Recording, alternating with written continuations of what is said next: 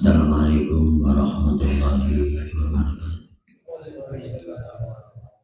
Alhamdulillahirabbil alamin. Wassalamu ala asyrofil mursalin sayyidina wa maulana Muhammadin wa ala alihi wa ashabihi ajma'in. Amma ba'du. Pada seluruh jamaah salat subuh rahimakumullah.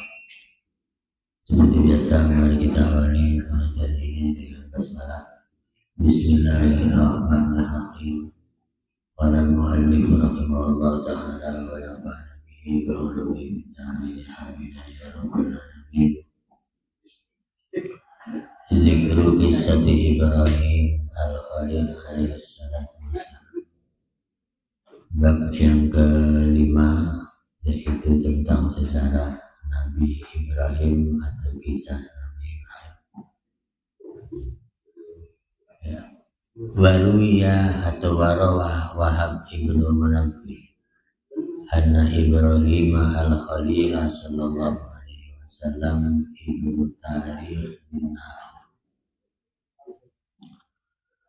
Wahab ibnu Munabbih telah meriwayatkan hadis anna Ibrahim al-Khalil, bahwa Nabi Ibrahim Khalilullah ibnu Tarikh adalah putra dari orang yang bernama Tarikh bin Nakhul dengan kakek bernama Nakhul. Ini kita tahu bahwa di Al-Quran itu sejarah Nabi Ibrahim. Di sana ada ayat idz qala Ibrahimu li abihi azar. Di Al-Quran, ingat Muhammad ketika Nabi Ibrahim bilang kepada abihi, ayah Azar, yaitu Azar. Jadi kalau kita lihat bahasa abun di dalam bahasa sehari-hari kan sering dimaknai ayah. Abun ayah, ummun ibu. Dan di Al-Quran ada bahasa Nabi Ibrahim qala li abihi Azar, bilang kepada ayahnya abun tadi itu Azar, bernama Azar. Ya, dan tapi di sini Nabi Ibrahim bapaknya bukan Azar di sejarah ini. Kata sejarawan Ibnu Nabi Ibrahim itu bapaknya bukan Azar, tapi namanya Tarikh bin Nakhul. Tapi kalau di Al-Quran Azar. Lalu dikomentari oleh sejarah yang lain, Al-Hafidz As-Suhaili. Al-Hafidz As-Suhaili, sejarawan yang lain, mengatakan wa kana Azaru ammu Ibrahim. Ya, Azar yang di Al-Quran disebut ayahnya Nabi Ibrahim itu bukan ayahnya langsung, tetapi pamannya Nabi Ibrahim. Jadi bukan ayah kandung tetapi paman, kata Al-Hafidz Az-Zuhaili. Ya, karena kalau kita baca di Al-Quran seolah janggal, Pak. Nabi Ibrahim namanya Azar ayahnya, kemudian ayahnya tukang bikin patung berhala, itu kan jadi Al-Quran. Masa Nabi ayahnya tukang bikin patung berhala, kan janggal ya Pak dia. Kan di dalam hadis Nabi itu semua Nabi itu selamat jauh dari yang namanya nasab yang tidak baik. Itu pandangan ilmu tauhid. Karena kalau Nabi lahir dari orang tua pembuat berhala, tentu aib ya Pak dia. Itu enggak baik, karena semua Nabi darahnya keturunan orang baik-baik terus. Makanya di Al-Quran ada kata abihi, ternyata Azar. Yang dimaksud abun di dalam Al-Quran bukan bapaknya Nabi Ibrahim, tapi pamannya Nabi Ibrahim. Makanya Nabi Muhammad aja yang kena waktu selang 500 tahun kurang lebih antara Nabi Isa dengan Nabi Muhammad, nasab Nabi Muhammad tetap terjaga rapi sampai Nabi Adam. Walaupun ada jahiliyah 500 tahun. gitu itu. Jadi Nabi Muhammad selamat dari sifahul jahiliyah atau noda perbuatan jahat jahiliyah. Makanya ketika zaman jahiliyah namanya Abdul Muthalib kakeknya Rasul tetap mempunyai tugas mulia menjaga Ka'bah.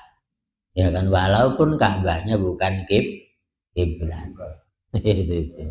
Sedangkan Ka'bah dari zaman Nabi Adam juga udah ada, cuman pernah dibangun oleh Nabi Ibrahim, ya kan, sampai kapalnya Nabi Nuh juga kan asapnya nyangkut di dekat Ka'bah. Itu artinya sejarah itu tetap berjalan, simbolnya tetap Ka'bah yang datang dari surga itu, ya. Jadi seolah-olah begitu bahasanya.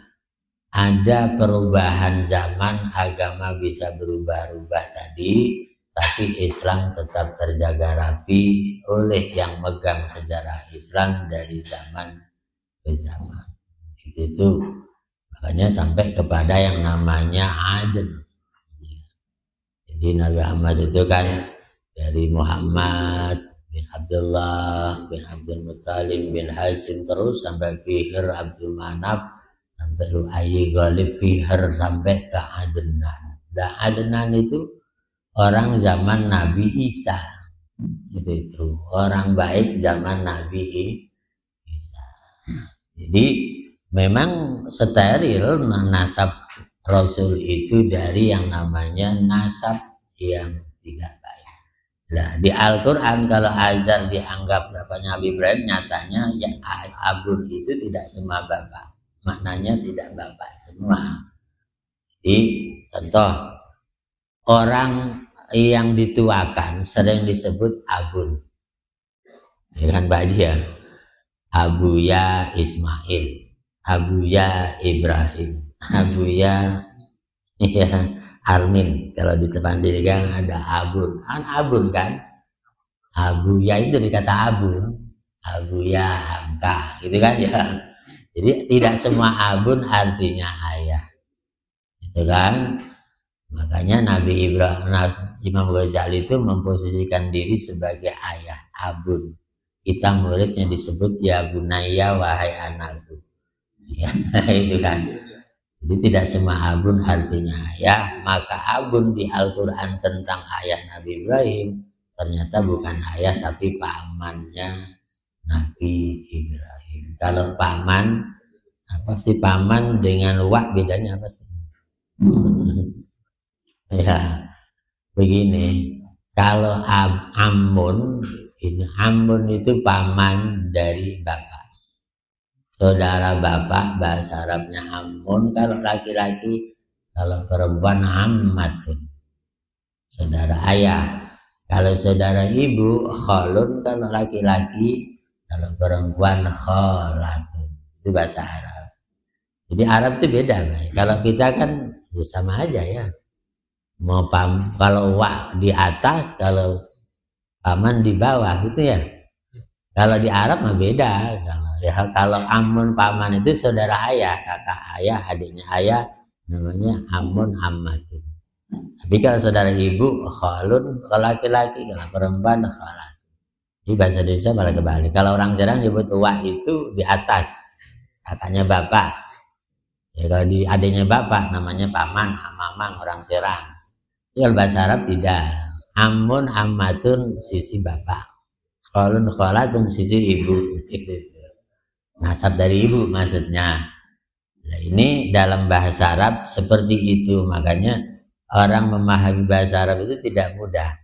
Sehingga kadang-kadang orang itu apa adanya akhirnya salah dalam memahami Islam. Itu. Kemudian di sini walam yakun abahu wasmu ummihi layuza. Nama ibunya Ibrahim siapa? Namanya Layuza. Ibrahim, bapaknya namanya Tarikh, ibunya namanya Layuza. Ini sejarah seperti ini kan jarang orang tahu. Taunya Ibrahim doang, bapaknya taunya Azar di Al-Quran, padahal paman. Ya, jadi kayak begitu. Memang kadang-kadang kayak begitu. Orang itu punya orang tua kadang-kadang lebih dikenal pamannya. Itu pamannya lebih dikenal karena lebih dekat kadang-kadang. Karena sehari-hari kumpul dengan pamannya terus, akhirnya terkenal pamannya bukan bapaknya. Jadi Layusa adalah ibunya Nabi Ibrahim. Lalu gimana status Layusa? Wa kanat mu'minatan taktumu imanah. Ya, saat itu ibunya Nabi Ibrahim bernama Layusa itu sebenarnya perempuan yang sudah beriman. Hanya saja ia sembunyikan iman. Itu kenapa wa kana mauludan di biladi Hauran wakila di qaryatin tusamma Barzah min qura Damsik, bagian dari daerah Damaskus Syria. Sekarang Syria dulu. Jadi Damaskus itu tua ya. Zaman Nabi Ibrahim sudah ada Damaskus ya. Ya Nabi ya. Zaman Nabi Ibrahim Damaskus itu sudah ada ya. Tua sekali. Ya, jadi ketika Nabi Ibrahim jadi Nabi punya ibu namanya Layuta, punya bapak namanya Tarik. Lah zaman itu zaman diktator bernama Raja Namrud. Makanya imannya sembunyi-sembunyi gitu. Karena ada Namrud tadi itu, jadi mirip Fir'aun lah. Ya, kalau Nabi Musa lahir ketika Fir'aun lagi diktator, siapa punya bayi laki-laki harus dibunuh, bayi perempuan nggak usah dibunuh, gitu kan?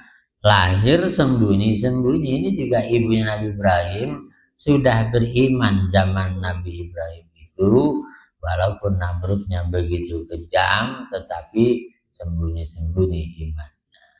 Ya, jadi mirip juga zaman penjajahan. Zaman Belanda jajah kita juga orang beriman sembunyi. Mau ngaji begini, bawa kitabnya dibungkus keraras. Ya zaman dulu Pak ya sejarah. Itu sejarah mencatat zaman penjajahan, tahunlah sebut aja tahun berapa Pak Haji? Tahun 800 Masehi, 900 Masehi. Sampai tahun 1300 Masehi. Itu di negara kita ya, orang mukmin, orang beriman itu sembunyi-sembunyi. Kalau mau ngaji kitabnya dibungkus keraras biar nggak ketahuan sama Belanda. Itu kan. Nah ini ya zaman Nabi Ibrahim mirip ini ya. Ibunya yang bernama Layusa beriman tapi sembunyi-sembunyi takut kepada Raja Namrud yang zalim. Ya, bagian dari Damaskus ya. Jadi terlahir Nabi Ibrahim ada di Hauran, bagian dari Damaskus Syria.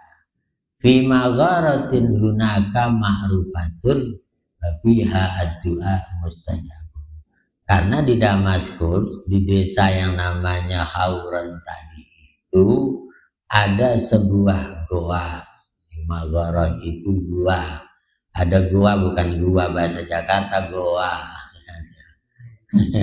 Kalau gua bahasa Jakarta nanti beda lagi. Goa ya, bukan gua. Goa ya. Lah ada sebuah goa, lah di sana namanya sangat terkenal ya, ma'rufah, yang setiap orang berdoa di goa di Damaskus itu pasti mustajab. Tuh, nah, beliau lahir di situ, di satu goa di Damaskus yang mana doa di sana mustajab. Kalau di Mekah kan namanya Maqam Multazam, tempat doa dikabulkan. Banyak. Kalau ini mah di Syria, di Damaskus ada goa, tempat di mana doa mustajab. Disitulah Nabi Ibrahim dilahirkan ibu yang bernama Layusa dengan ayah Tarikh bin Nahur. Qala As-Sadi, Ya, sejarawan yang lain mengatakan kanat al-kahanah tukhbirun Namrud. Ya, para dukun, para peramal, para ahli nujum memberitahukan kepada Raja Namrud. Ya, ini apa kata dukun? Annahu sayuladu fi hadhihi sanah maulud. Bahwa di tahun ini akan adalah bayi lahir. Ya, yakunu halaka Namrud, yang bayi itu nanti akan membinasakan Namrud. Itu. Alayadaihi, di bawah kekuasaan anak yang lahir di tahun ini, kata para peramal dan para dukun zaman Namrud. Di sejarah Nabi Muda mau lahir itu di tahun itu, para dukun-dukun memberitahu kepada Raja Namrud. Ya, tahun ini kata para dukun, wahai raja, akan terlahir anak laki-laki yang nanti membinasakan Namrud dan dinasti Namrud. Ya, begitu falam masami Namrud bidalika, begitu dia dengar ucapan para peramal, para dukun bahwa tahun itu akan lahir anak laki-laki yang membinasakan dirinya, amara bidzabhi kulli maulud. Maka Namrud perintahkan kepada penguasa saat itu untuk menyembelih semua anak laki-laki yang terlahir fitil kasanah di tahun. Waduh, ini ya kalau sekarang dieksekusi mati. Ini kalau sekarang nyebutnya. Akhirnya Namrud begitu dibisikin para dukunnya, lagi-lagi zaman dulu kayak begitu Pak Haji ya. Ada orang yang percaya dukun akhirnya kayak begitu ya. Sampai sekarang ya. Percaya dukun, tukang ramal ini, ngeramal ini, ngeramal ini, jadi kaya, ya sama, dibunuh-bunuh juga zaman sekarang. Ya. Kata peramal, raja tahun ini akan ada lahir anak laki-laki nanti membinasakan Anda dan dinasti Anda. Ya udah, kalau begitu saya umumkan kepada para pejabat saya untuk mengeksekusi mati semua anak laki-laki yang lahir tahun ini. Biar ke depan saya selamat, gitu kan bahasa kasar ini Pak. Wah, berarti saya terancam. Daripada terancam, mendingan ancamannya jangan muncul. Semua yang lahir laki-laki dieksekusi mati.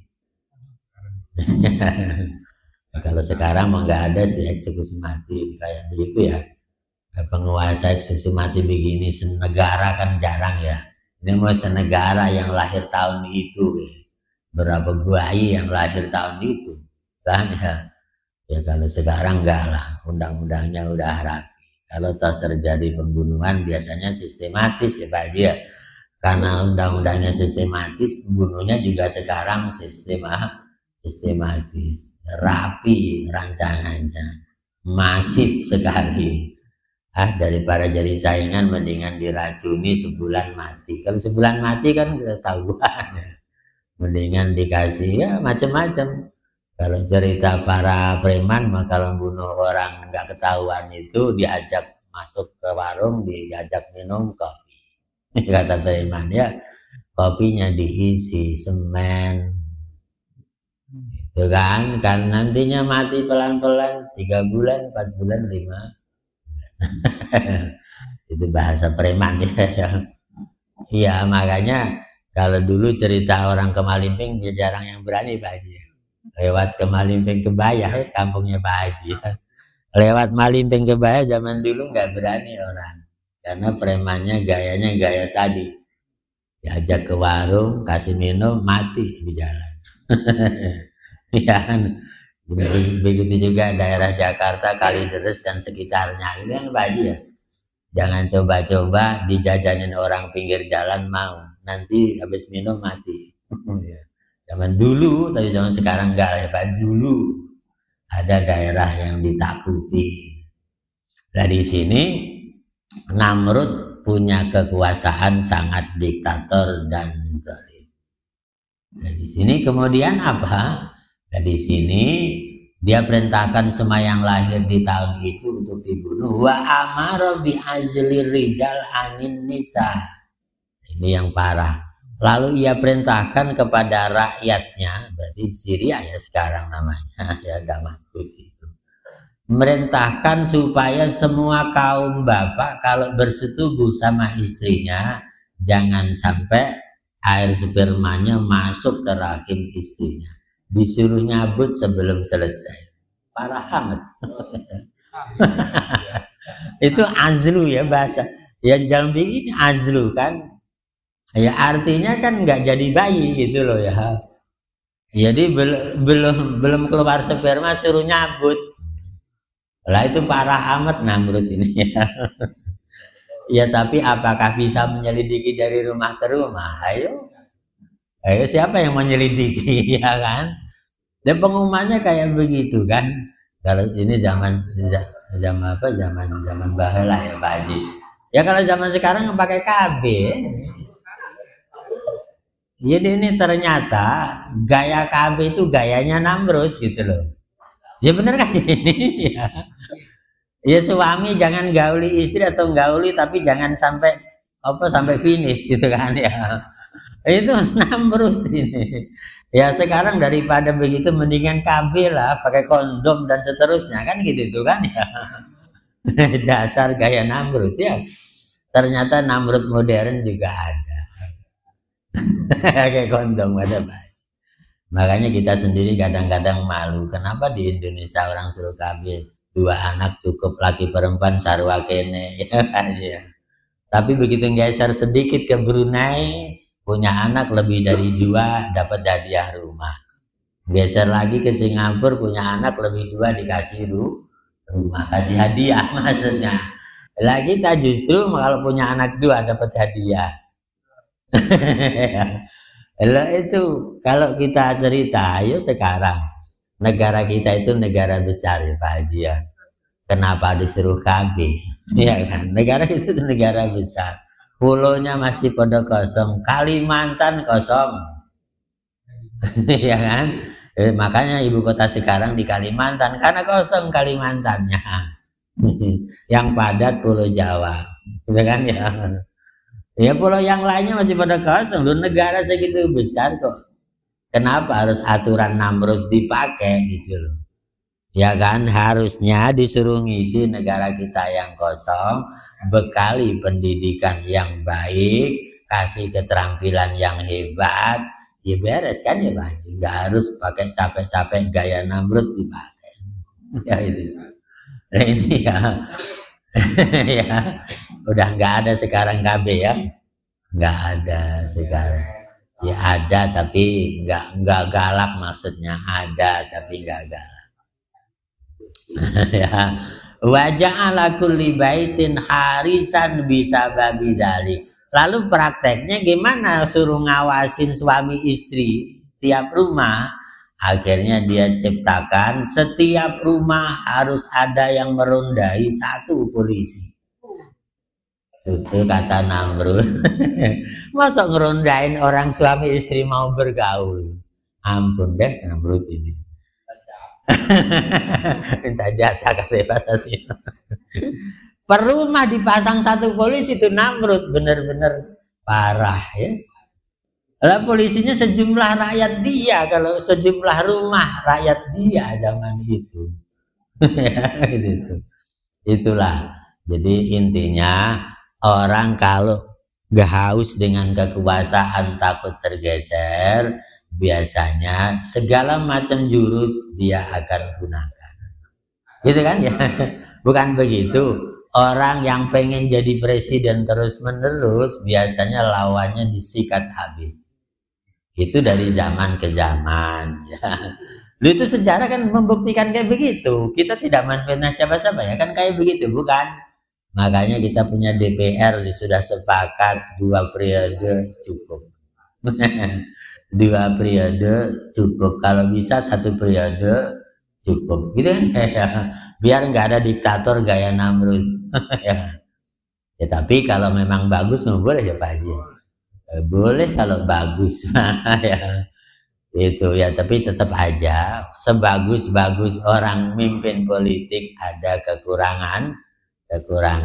Contohlah ketika Khalifah ambruk ganti dengan menjadi pemimpin-pemimpin raja-raja, ya kan, dari mulai Bani Abbasiyah, Umayyah terus sampai ke Turki Utsmani. Itu kan Islam ya Pak Haji ya. Islam jaya sampai ke Turki Utsmani, ya kan?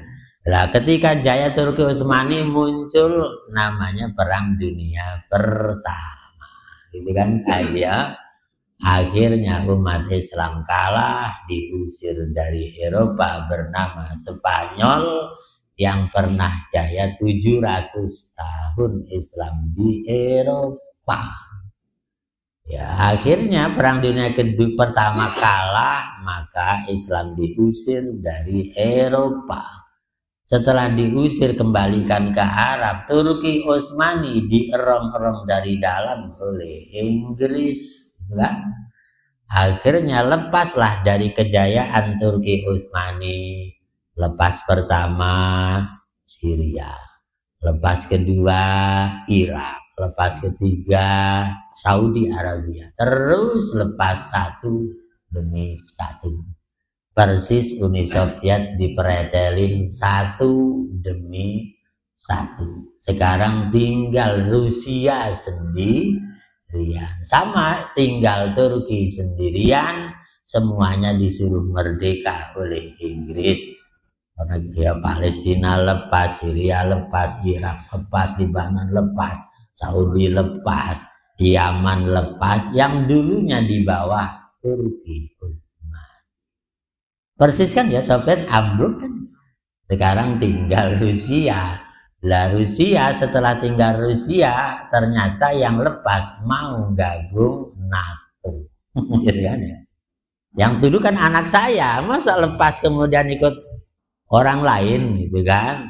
Makanya Ukraina, anak yang masih dekat dengan dia, nggak boleh ikut NATO, tapi pengen ikut NATO. Akhirnya dihajar sama Rusia sampai sekarang, gitu. Itulah namanya mantan anaknya, gitu ya. Mantan anak saya diambil orang, gitu. Ya, sedangkan Ukraina itu merupakan negara kaya raya di bidang gandum dan biji-bijian. Karena negara Eropa tergantung sama Ukraina, roti segala itu. Makanya kalau sumber rotinya nggak ada, ya rotinya nggak ada. Itu sejarah. Jadi diktator Namrud ini sudah terjadi zaman dulu. Nyatanya sejarah manusia ketika ingin bertahan dengan kekuasaannya, takut digeser oleh generasi yang akan datang, maka dia menggunakan aturan yang diktator kayak Namrud ini. Bayi laki-laki dibunuh, laki-laki nggak boleh kumpul sama istri, kalau kumpul jangan sampai hamil, lah susah akhirnya di sini. Orang dirundai setiap rumah tiap hari, lah di situ bingung aja. Qala ruwat inna saman wa haman wa yabisan auladu Nuh alaihissalam. Ya, para ahli riwayat hadis mengatakan bahwa Nabi Nuh di depan kan punya anak 3, Sam, Ham, Yafis. Gitu kan? Ini maksudnya diurai dari sejarahnya lagi. Ya, anak Nabi Nuh yang 3 itu di sini kanu salah satu aksam. Akhirnya terbelah menjadi 3 di belahan bumi ini. Fakanatin nubuwah fi auladi Sam. Kemarin disebutkan di sejarah Nabi Nuh bahwa anak-anak Nabi Nuh yang bernama Sam didoakan oleh Nabi Nuh supaya semuanya jadi nabi.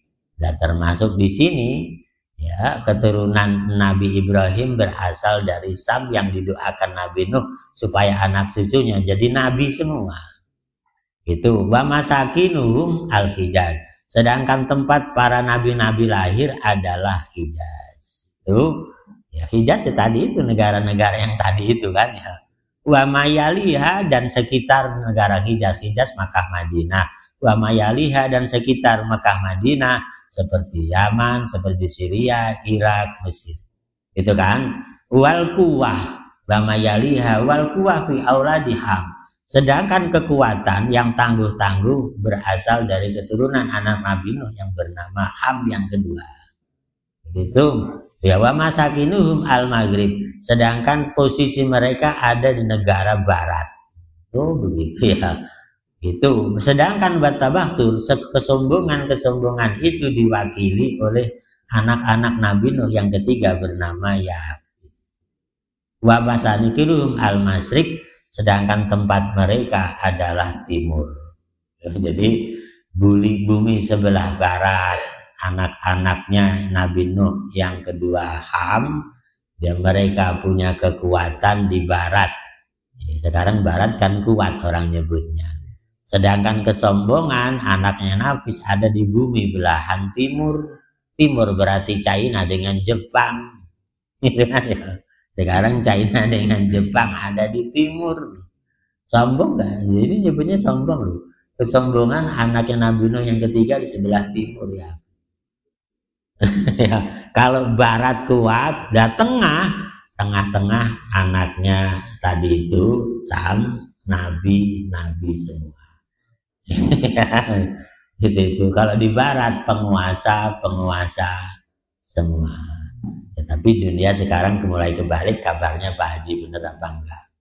Dunia sekarang mulai kebalik, ya kan? Kebalik itu artinya kekuatan baru muncul. Sekarang yang namanya nikel itu kan ya, nikel itu kan bahan-bahan baterai, listrik dan yang lain-lain. Kita punya nikel yang paling kaya di dunia. Sekarang nggak diekspor ke Eropa.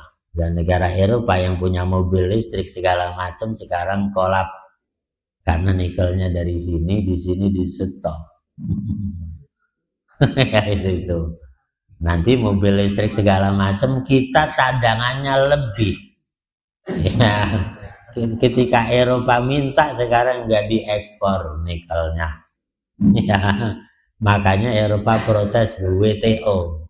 WTO kan organisasi perdagangan dunia ya. Protes ke WTO, tapi tetap aja bertahan, tidak dikeluarin. Daripada negara saya kolap, mendingan nggak punya bensin, ya. Nggak punya bensin, mendingan nikelnya kita pertahankan. Akhirnya sekarang rame motor listrik, mobil listrik, sampai sepeda listrik. Tapi hati-hati bahayanya, karena kemarin di Bandung ada musibah sepeda listrik. Ya kan? Ya karena nggak kedengeran. Ya sekarang kalau jalan nikung ya, jalan nikung Pak Agus ya, jalan nikung nggak ada listrik malam. Ya ada sepeda listrik. Ya kan nggak kedengeran suaranya kan? Tiba-tiba selonong aja, saya aja sering mau nabrak tuh Pak, karena nggak ada suaranya kan? Di nikung itu kan ya, selonong, kaget. Ya makanya dia harusnya kalau nikung klakson kayak ini kan ibu-ibu biasanya nggak ngelakson ibu-ibu itu. Kalau anak-anak wah iya pada ngerti, yang nggak ngerti main selonong kan, ya Allah kaget, mana kenceng lagi gak ada suaranya ya. Kalau motor kan yang ada bensin suaranya ada, dan ini mau nggak ada, selonong aja. Lah kalau mobil begitu ya repot juga kalau nggak diklakson ya, tetap aja ada kelemahan. Jadi makanya tadi harus disempurnakan, tetap dikaji ulang dan dikaji ulang gitu. Ya. Sama juga kalau kita mau kritisi KTP elektronik, ada nggak kelemahannya Pak? Banyak. Lah iya KTP elektronik banyak kelemahannya. Contoh, kalau orang bikin KTP elektronik di Serang, KTP seumur hidup pindah ke Makassar tetap Serang. Bukan begitu Pak Haji? Ya kan? Ya iya dokumennya. Ya kan KTP seumur hidup dibikin di Serang, mau pindah ke Makassar, ke Sulawesi, tetap KTP-nya Serang, bukan? Ya artinya ada problem lagi gitu. Ya makanya tetap aja ada kelebihan, ada kelemahan. Belum lagi yang dibajak. Akhirnya kayak di Tasik gitu, ya kan? Ya kayak begitu Pak Haji ya. Sekampung malah dibajak. Ampun dah itulah. Ya itulah, jadi teknologi makin canggih, yang positif makin hebat, yang negatif juga makin hebat, sama aja. Ya, kalau perbankannya canggih, maling perbankan juga lebih canggih. Itulah kehidupan. Ya, ya kayak begitulah ya. Ikut canggih, jahatnya ikut canggih. Ya, itu. Kemudian di sini tadi kan disebutkan keangkuhan dan kesombongan itu terdiri dari putra Nabi Nuh yang ketiga bernama Yasif, tempatnya di bumi dunia sebelah timur. Ya. Fayu fawuli daliham waladun yuqalu lahu Kush. Lah, yang di sebelah timur tadi Yafid punya anak namanya di sini disebut dengan Kush. Ya, Kush namanya Kush ya. Yafid yang di timur yang sombong itu punya anak namanya Kush. Dari Kush punya anak yang namanya Kan'an. Kan'an punya anak namanya Namrud yang tadi. Gitu. Jadi Raja Namrud itu ternyata cicitnya dari Nabi Nuh anak ketiga yang namanya Yafis. Jadi ini kalau dibikin bin mah ya kan ya. Jadi Namrud bin Kan'an, Kan'an bin Kush, Kush bin Yafis, Yafis bin Nuh. Gitu. Jadi generasi keempat dari Nabi Nuh, Namrud itu. Yang kemarin termasuk anaknya Nabi Nuh yang disumpahin dipanggil nggak mau, ya kan? Ya kan kemarin ada yang nggak mau, yang nantang Nabi Nuh kan dipanggil bapaknya nggak mau disumpahin. Ya ini termasuk Namrud adalah cicitnya Nabi Nuh dari anak ketiga yang bernama Yafis ada di bumi bagian timur. Tuh. Ya, sekarang timur itu banyak ya. Kalau kita kan timurnya belum timur banget. Nah, kita masih di Asia Tenggara. Ya, bukan Asia Timur kan, kita mau Asia Tenggara, belum Asia. Asia Timur ya tadi negara matahari terbit. Namanya Jepang. Ya kan sama, Jepang juga pernah angkuh kan, ini yang sombong-sombong. Lu Jepang kan pernah angkuh, bukan? Lo Jepang itu dulu pernah angkuh, ya. Daripada Barat jajah Timur, mendingan saya jajah duluan, kata Jepang. Maka Jepang menjajah Cina. Cina itu pernah dijajah Jepang, padahal bapaknya Jepang. Lo Cina kan bapaknya Jepang, artinya nasabnya dari Cina, ya kan? Lo Jepang itu bin Cina gitu loh, ya kan? Tapi jajah Cina, jajah bapaknya. Ya, anak jajah bapak itu Jepang. Setelah sukses jajah Cina, jajah sampai ke kita, gitu kan Pak ya. Jajah ke kita juga angkuh. Angkuhnya apa? Lah besi kita dibawa ke sana semua. Kekayaan kita dibawa ke Jepang semua. Setelah jadi mobil dijual ke kita. Yang dulunya ngerampok ya dijual ke kita lagi. Nah itu untung cuma 3 tahun. Ya kan ya. Coba 10 tahun, wah habis total kan ya. Ya sampai ada yang namanya zaman Romusa. Ya Romusa ya Pak. Jepang. Iya orang dipekerjakan dari mulai bayar suruh bikin rel sampai ke Banyuwangi. Weh ampun deh. Ya, ada untungnya kata Pak Haji. Ada relnya, ada keretanya, ada untungnya kata. Ada sisa besinya. Ya, ya cuman gitu seiring perjalanan ya tadi ada hikmahnya, ada jalan kereta. Ya sekarang baru dimodernisir keretanya dengan kereta listrik, gitu kan ya, dibikin modern. Ya inilah selintas dari mukaddimah sejarah Nabi Ibrahim. Mudah-mudahan menambah wawasan kita terhadap kebenaran sejarah para nabi. Amin ya rabbal. Terima kasih dan mohon maaf. Assalamualaikum warahmatullahi